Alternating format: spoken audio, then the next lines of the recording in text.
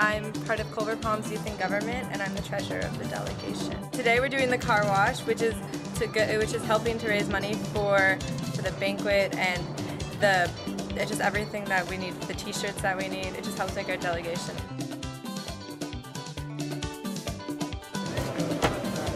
I'm here.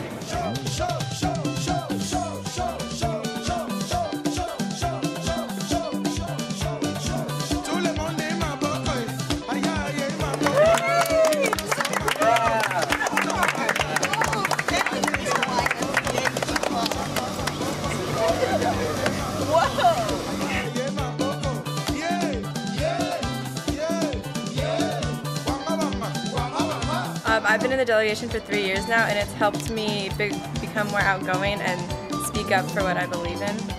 It's not just like government, but it's a fun way to learn about government.